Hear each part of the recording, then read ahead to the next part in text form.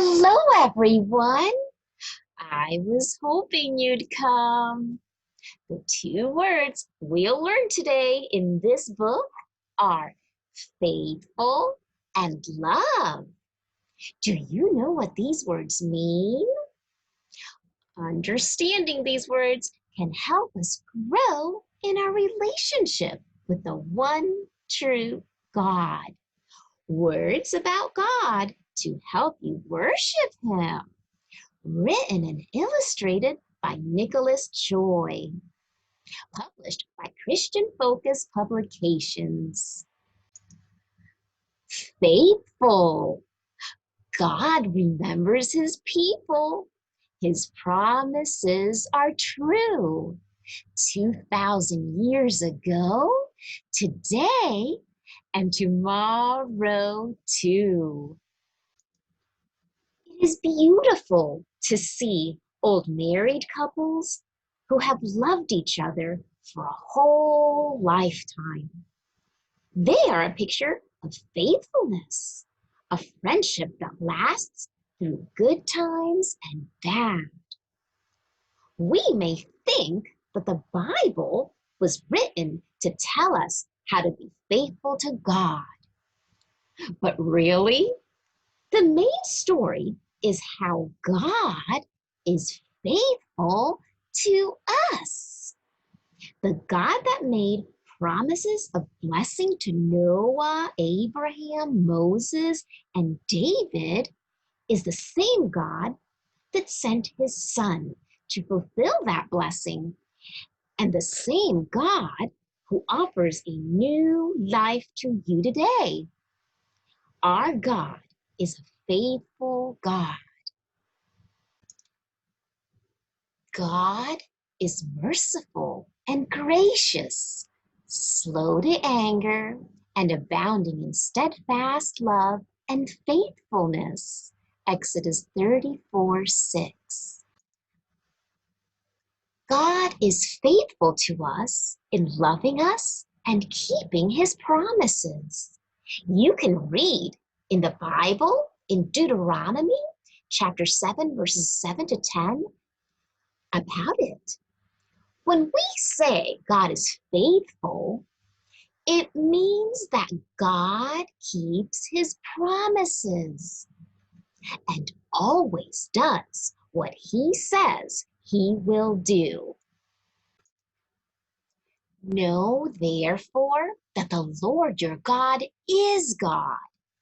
He is the faithful God, keeping His covenant of love to 1,000 generations of those who love Him and keep His commandments. Deuteronomy 7:9. Because God is faithful, it means that you can trust Him. He is reliable and true to His word. God keeps His promises.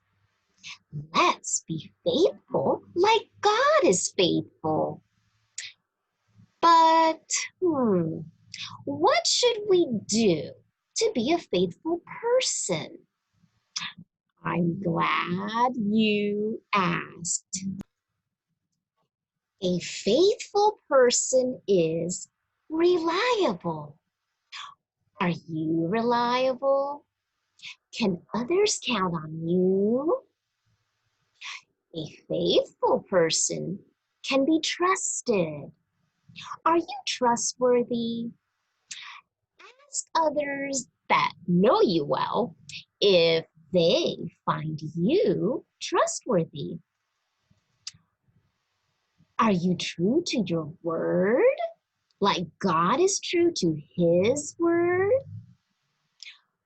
When was the last time you told a lie, no matter how big or how small? Think about that. Ask the Lord to help you examine yourself so that you may grow to be a faithful person, like God is faithful to you. Let's all grow in faithfulness. Our next word is love. Though we may wander to some place afar, our God lovingly calls us wherever we are. Do you have a favorite toy that you could not bear to lose? Perhaps it is an old doll that your parents gave you a long time ago, or a stuffed animal that sleeps in your bed every night. The aching feeling in your heart when your special toy goes missing. The fretful knots in your stomach as you madly go searching for it. And the warm flood of joy that comes with a happy reunion. All show your love for it. There are many signs of God's love for us, but none is greater than the search He is on to bring His lost children back home. God sends His Son to look for us. And when we are found, there are great parties in heaven.